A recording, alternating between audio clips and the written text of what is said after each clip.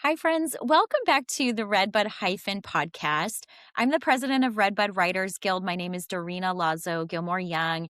And I just enjoy hosting this podcast so much because it means that I get to bring friends and co laborers onto the platform and to be able to talk about faith and culture and writing.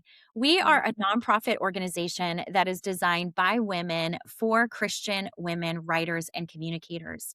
And what we envision at Redbud is a vibrant and diverse movement of Christian women who create together in community, who influence culture and faith, who champion one another, and who really stay involved in the publishing industry. And so I'm so excited to welcome my Redbud sister and fellow author, Leslie Bosserman, to the podcast today. She is the founder of Lead with Intention, where she coaches and trains teams on the science of emotional endurance. And we're going to talk about that in a little bit here. She also is a TEDx speaker. She's an executive leadership coach and a creative entrepreneur. And she really believes success should be based on fulfillment and not retirement.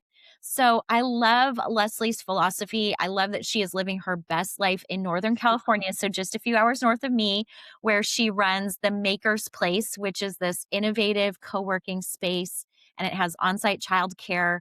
That's where she's going to be chatting with us from today. And when she's not coaching or writing or folding endless piles of laundry, you can find her enjoying that perfect cup of local coffee while parenting her own three young children.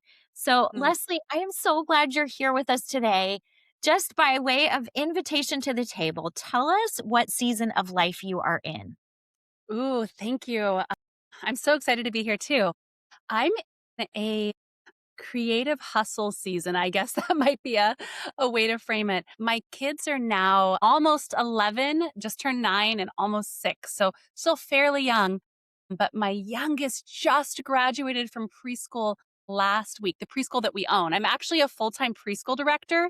So you might say that I am in a season of entrepreneurial juggling, I guess, right? So, yeah, I work full time running the Maker's Place with my husband, Joel. We co own and co run it together, which is also just a huge part of our mission and our ministry.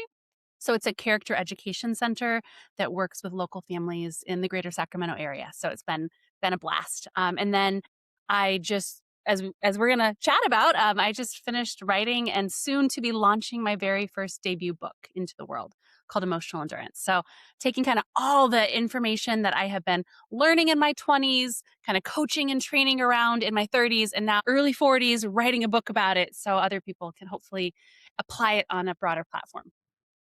Well, I love this so much. And before we pressed record, Leslie and I were talking a little bit about how we connected and how we met. And so I wonder if you would share, maybe from your perspective, how in the world did you get connected with Oh, Redbud wow.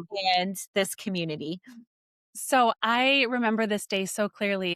It was just a beautiful fall day in Roseville, California. And I was at the West Coast Christian Writers Conference for the very first time, probably I'm thinking it was 3 years ago.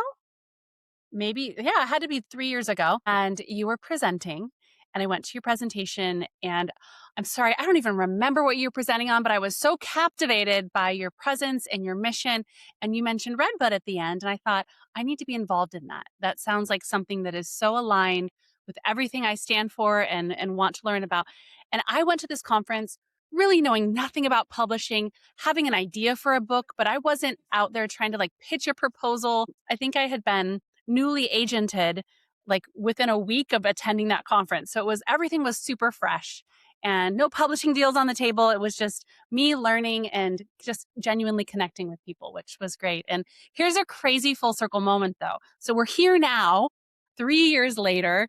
And this fall at the same West Coast Christian Writers Conference, I'm actually on faculty, which is crazy because I started as like a preschooler myself, right? And I'm going to be presenting a workshop that's really interactive on a year in the life of a debut author.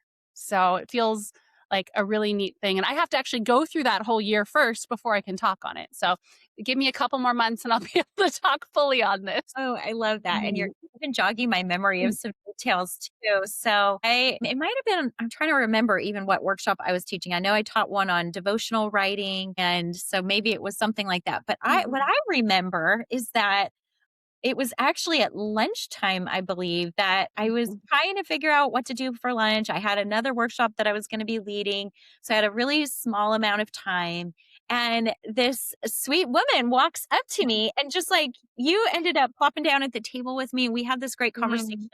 We realized that at this time, we had the same agent, and we had some Yeah. things connected on, and so for me, it's just this sweet full circle moment, like you said, Yeah. that here now I get to interview you, that you Mm. joined Redbud, Mhm. and also that your book idea that we talked about that day is actually, I'm sure it's maybe, different iterations of it, and its shape is a little different than you conceptualized in the beginning, but truly you have it. It's here. You get to hold it in your I hand. I I, like, physically have it, which is wild because it comes out on July 28th. So it's here. At least this copy's here. So Yay! I'm so excited. Okay.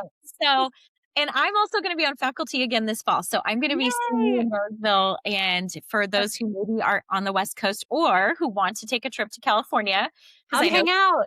people Yes. who do like to travel, please come hang out with us. We will put some Mhm. details in the show notes if you want to check out that conference. I highly recommend writers' conferences just as a way to learn about the industry and even to just gain encouragement and community. But let's get back to your book, Leslie. I want to ask you, what was the inspiration for your new book? And Mhm. share with our listeners a little bit more of what this book is about. Yeah. So I've been coaching and speaking and training in my business Lead with Intention for about 15 years on the science of emotional endurance. And I knew that there might be a book in there somewhere, but I wasn't trying to pitch anything specifically in the season of raising really small humans and launching another business. But I've been praying about just what God wanted to do with this topic. And there's nothing new under the sun, right? So everything I write about was first in the Bible. And then science proved it through psychology and a lot of other things. And when I was reading just many books on resilience and kind of peer reviewed journal articles on scientific and psychological theories, I didn't see a lot of crossover in how the science and biblical truth integrated.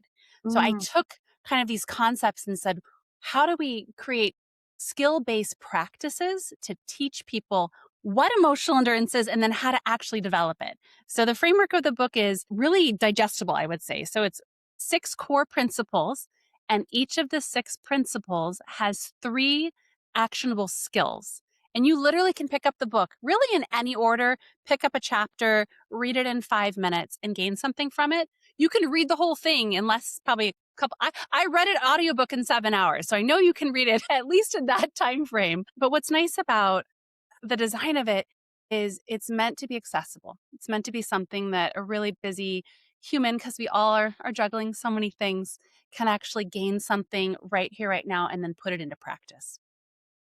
I love that marriage of science and faith and then the practicality of this book. So let's dial this back a little bit here. So someone comes to this conversation or they come to the cover of your book and they see this phrase emotional endurance. Tell us, Mm, what do you mean by emotional endurance? And then how does someone develop emotional endurance through their faith? yeah. I'll give you a little teaser because the book dives into the holistic view of this. But when I think of what emotional endurance really means and the framework for it, I really think of when we were designed in God's image, we were designed with this capacity to persevere, this inner capacity to overcome, to whatever we face, whatever setback or challenge or trial we face, or even something good that's sometimes hard. How do we take whatever's in our path? And we aren't shaped by our circumstances, we're shaped and formed by God's character. So when I think of this meta construct of emotional endurance, it really first is, how is our inner life being formed based on how our emotions form our thoughts, and then our thoughts turn into our behavior and our actions, which then forms our character over time. And I go into depth in this and kind of the science behind it. but also the scripture behind it. And really breaking that down and saying, okay, that sounds really great. Yes, we all want to persevere and we want to bounce back when we face hard things. Sounds a lot like resilience. Resilience is a concept and a component of emotional endurance. But emotional endurance is so much bigger than that because it's really the character that we were formed and shaped by to develop. Ooh, I love how you articulated that. Thank you. And, that is a good teaser because if you didn't catch all of it, it's like now Leslie's going to walk us through this in the book. I want to ask you, so often I think people are struggling with these feelings in a lot of different contexts, but we struggle with these feelings of being stuck, being lost, or kind of that hopeless feeling. Mm. So, just keeping in mind what you just shared, what spiritual practices or scripture come to mind for you, obviously in preparing this book that can help us when we're feeling those things? Yeah, the heaviness and kind of the weight of just stuck or feeling like I think about like emotional quicksand, feeling like I'm being sucked under when I don't know where to go or I don't know the next step. So I'll tease out kind of two related things. So I look at the science of hope and really the concept around what positive psychologists have shown how humans actually develop hope and how God really wired our brain for this. And so the late Rick Snyder has something called hope theory, and he talks about your willpower, so the inner capacity and the internal drive, but also your way power and the external pull, and how both of those work together to harness more hope. And when I think about for for me, I typically I tend to be someone who has a lot of way power and willpower, and I'm like, I just want to make it happen. But sometimes I'm faced with resistance or I'm faced with something that's just not allowing me to get there. So it's like the emotional friction and feeling stuck when I'm ready versus stuck when I am inactive, right? So I think there's both sides of that. So the scripture that I have on my wall right here is Proverbs 16:9, and I wrote it down just to kind of reiterate it. So in the NIV translation, it says, "In their hearts, humans plan their course." So we think we know where we want to go, but the Lord establishes their steps. And so why this book is more than just try harder and you can make it work. That doesn't happen all the time, right? That doesn't work for us. It's all about how do we first have faith in God and his eternal plan and trust in that, and we still do our work. It's not a free pass to just wait it out. And sometimes there's waiting and there's wilderness seasons and there's hopelessness that comes with that. There's also an eternal provider who has come before us and will continue to go with us. Oh, that's beautiful. And I love how you're pushing us to think about it in a holistic way, that it's not just this Mhm. like practical, kind of pulling up of the bootstraps or striving that a lot of Yeah. times is the message we either hear in culture or is modeled for us Yeah. in culture, but an Mm. invitation really to go back to that place of belief that helps us. So, as you were talking, one of the things you mentioned was resilience, and I'm interested in that. So, why is it Mm. important to build emotional endurance the way that you're describing it, and not just resilience from a Yeah. faith perspective? So, one thing you just said before we talk about resilience, I want to tie it in. I think about discernment a lot and spiritual discernment. And that is a cornerstone of being able to practice emotional endurance with resilience. And so, resilience, there's a lot of science behind resilience. There are a lot of amazing Christian books and mainstream books written on resilience. I actually have a whole chapter on resilience in, as a skill based practice. It's called Redefining Resilience, is a little teaser there. But when I think about being able to spiritually discern and sometimes pause versus strive and wait and listen versus push. And I think about when people say, "Oh, have more resilience," that typically means to common person, "Oh, well, just keep going, keep pushing, keep overcoming." And that message has that tension again of, well, what if the message is to wait? What if the message is to wait on God and still take the baby steps, still take the steps where you're moving in a direction. It's not inactive, but it's not a full fast paced sprint. So when I think of resilience, it's a lot of that overcoming and that perseverance. But then there's this whole spiritual lens with emotional endurance that creates an even bigger concept. Oh, that's really good. I love that. I have never thought about it in that way before. I think this could be really helpful. Here on the podcast, we really like to talk about, this intersection of faith and writing too. And so I'm thinking about the fact that we have a lot of our listeners, like you and me, who are authors or aspiring authors, maybe people who Yeah. are in the publishing industry, maybe speakers, podcasters themselves.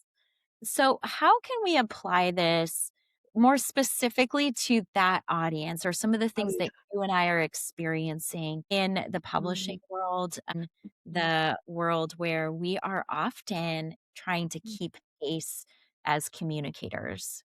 Yeah. I feel that being in that world with you and being aligned in that, the hardest thing I have found, and I'm new in this, I'm like 4 years new. I feel like I'm still that preschooler again, right? There's this concept of platform and get your message out and how many impressions do you have and how much reach is there?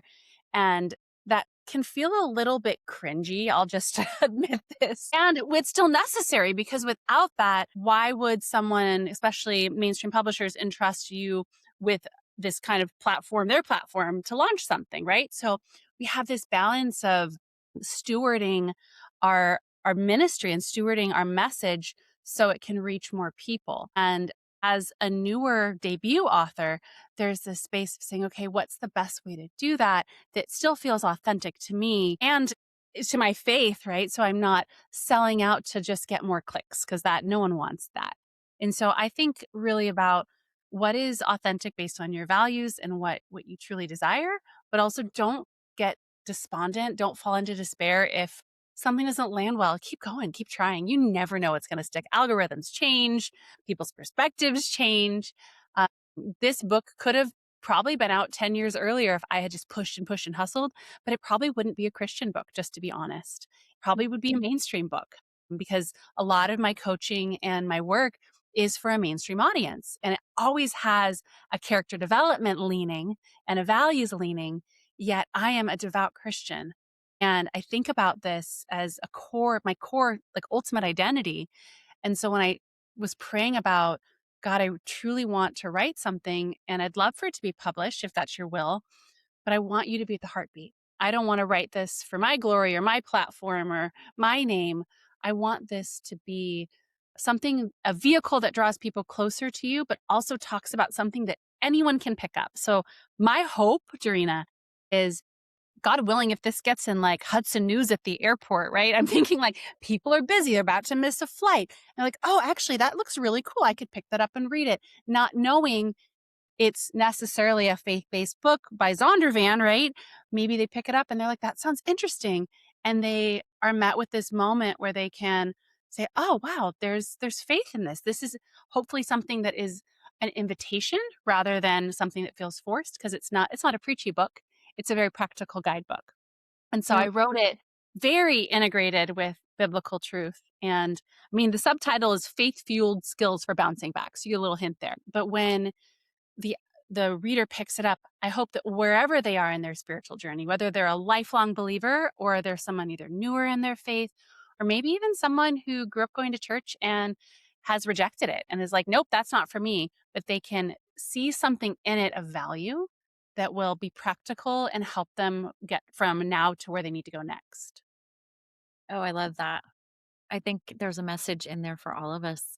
Mm, One of the things that you do talk about too, and this is something that for people who know me, they know I'm really passionate about this, is this idea of leaning into our God-given strengths to mm, help us live with purpose. And so as a leader, that's something really important to me as I'm building a team or a board of directors for our nonprofit, or even as I'm just managing my family with 3 daughters and kind of what mm. that looks like. So I wonder what's your take on this idea of God has given us certain strengths and that informs our purpose? So I'm a total nerd on this because I'm actually part strength psychologist. So I do a lot of training using kind of the Gallup Strengths Finder construct. And beyond that, though, just understanding how God defines talents and strengths and incorporates them into our mission, our ministry. One of the topics that I actually write about is the importance of being able to fail in our strengths, which is pretty Mhm. counterintuitive. Most people are like, I don't want to fail. I want to succeed. Our strengths are meant for us to use and equip and succeed. Yet, if we aren't prepared for that moment of the lack of success or the disappointment or what could come, especially when it's an area we typically are strong in or known for or sought out for, if we can't prepare for that, we won't be able to bounce back easily. And so I address this from a strengths based perspective in my book pretty early on because I feel like that's foundational because all of us are part of the body of Christ and all of us have various giftings in that. But from a strengths perspective, sometimes you might be the finger, but you have a hangnail. What's going to happen? You have to figure that out. So, I love that visual. Well, I do a little bit of writing coaching and I also coach speakers. And so I always start with that strengths finder test. And so for listeners, if you haven't heard of that, she had mentioned it's Gallup puts it out. And I'd love to hear what that looks like a little bit more for you. I mean, feel free if you want to yeah, geek out for a moment. Here we go. Share a yeah, couple of your top strengths and man. maybe how So, emotional endurance plays out through those. that's prior to becoming an entrepreneur, I actually worked in higher education at UCLA and the University of Illinois, and Gallup came out in, I think it was 2008, so nearly 20 years ago, and trained our team before there was like a whole coaching certification program. Uh, so beyond my coaching certification, all that, Gallup came and trained us when it was a couple years fresh. And it's been iterated and developed even more, but my top 5 have shifted. I actually do corporate training around StrengthsFinder for various government organizations and corporations around the world. So this is like some you're speaking my language. But my couple of my core strengths from the StrengthsFinder profile are futuristic, so really thinking about big vision, also strategic. So those pair really beautifully together because I'm looking at visioning and then what's the best possible way to get there and really being able to pivot if something shifts. My achiever has flip flopped back and forth depending on how driven I feel in a season. So this season is probably pretty front and center, but in previous seasons where I became a new mom, my achiever fell off my top 5. I actually took the assessment again and a learner popped up, which was kind of fun because it was like all the things were new.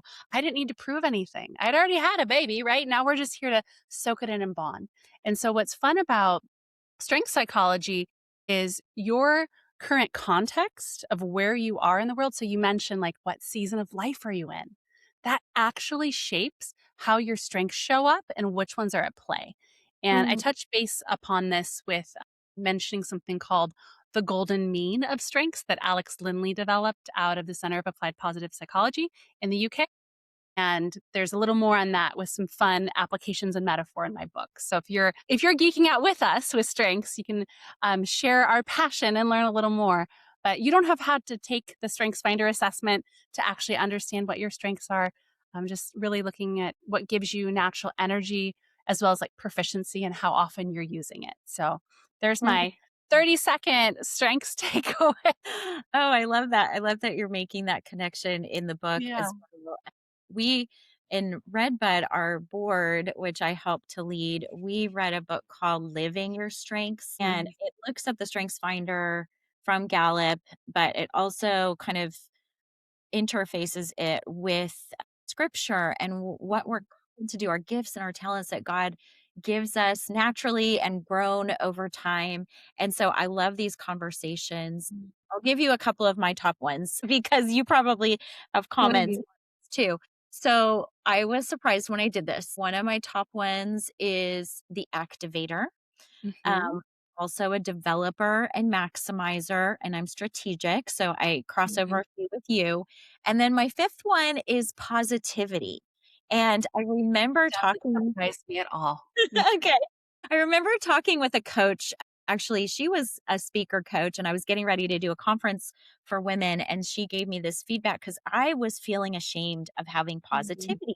I thought Mm. that's kind of shallow and Pollyanna ish. And like, what is positivity? You know, I felt like rose colored glasses. But she said, no, Dorina, you are called to be a speaker about grief. And so often what I speak about is the loss of my first husband through cancer and the grief journey that my family has gone on, she's like, "You have hope as your superpower, and that positivity is what allows you to talk about that."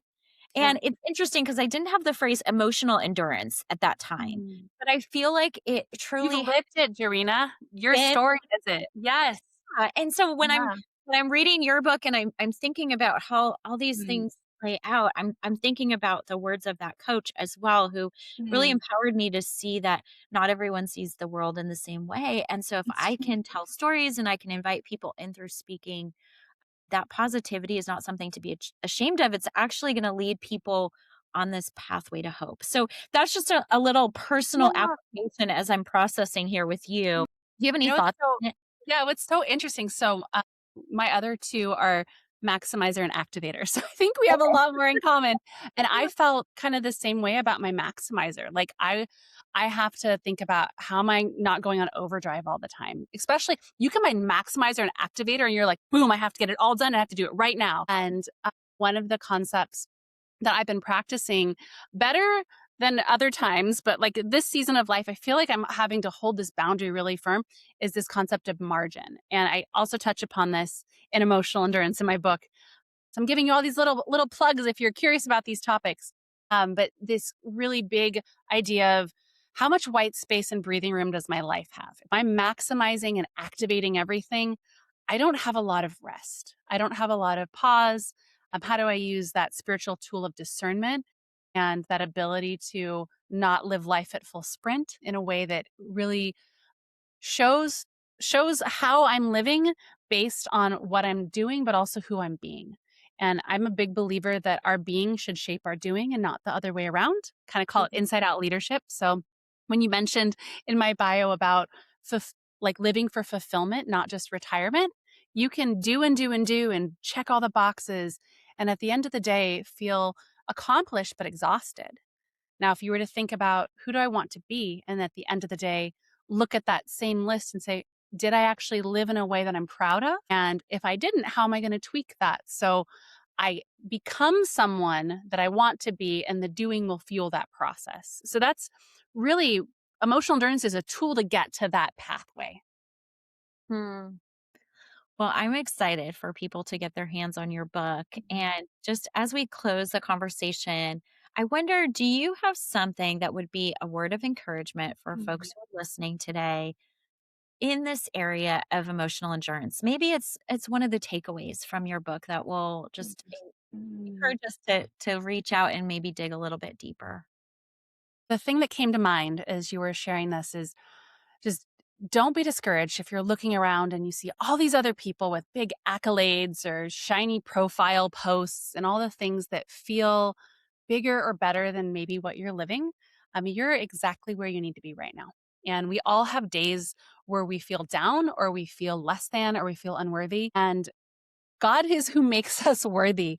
So there's nothing that you need to do to prove that you can become anything because you're already there.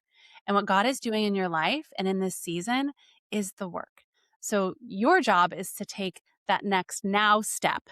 You don't have to figure out what 5 steps down the road looks like. You just show up where you are with faith and obedience. And I still remember like reading the story them crossing the Jordan in the Bible and really focusing on how they stepped into the water before the water parted. And there's so much truth to that because so often we just look ahead and we're like, I can't swim. I can't cross that. There's no way. I can't move forward. We feel that. Yet sometimes God's saying, just go and trust me. And we're like, okay, here we go. And we either walk on the water or the water parts, but we still have to move. Hmm. Powerful, Leslie. I love that final thought. Mhm. It's time to take that step into the water. Yeah. Thank you, friend, for being here. How can we support you or how can we find you on the interweb? Oh, so many fun things. So my socials are at Lead with Intention on Instagram and Facebook and Substack. I am Leslie M. Bosserman. I write and post in all the good things there. So that's how you can subscribe to stay in the loop. And then my book is emotionalendurancebook.com. So that is releasing into the world on July 28th with Zondervan. So that's also kind of a full circle moment. They published my first Bible, right? And so I'm like, this is crazy, Mm. and so blessed. So just ways to stay Congratulations. connected. Yeah, and if you happen to be in the greater Sacramento area and you need childcare, you can come hang out with me at the Maker's Place. So, Maker's Place SAC, like SAC, Maker's Place SAC is where we are here. Well, So, we will yeah. put all of that in the show notes and just want you to know I'm so proud of you. And it really is inspiring when we see people doing the work, taking the step into the water. And thank you for even just encouraging our souls today. Blessings to you, Leslie. Thank you so much. I really appreciate it. Friends, wasn't that a great conversation with Leslie? I know she really encouraged my spirit as she was talking about emotional endurance. I just wanted to say thank you for listening to the Redbud podcast today. And if you would like to learn more about the Redbud Writers Guild, you can just hop over to our website at redbudwritersguild.com for details. That link is in the show notes as well. And be sure to check out our bookstore there. We have about 125 members, all of them publishing amazing books in different genres: nonfiction, fiction, kids' books, devotionals, Bible studies, all the things. And these books make some really great gifts for if you want to add them to your own library or your family library. I also want to tell you about an upcoming webinar that is actually this Thursday at 10 a.m., July 30th. And this is a special webinar that we are putting on sponsoring. It's called Cut the Fluff: Common Misconceptions in Children's Literature. And our presenter for this is our own Redbud, Natasha Triplett. So examine misconceptions about children's lit, gain practical writing insights, and explore what makes a story connect with young readers. These are some of the things that we're going to be doing through this workshop that Natasha is going to be leading us through.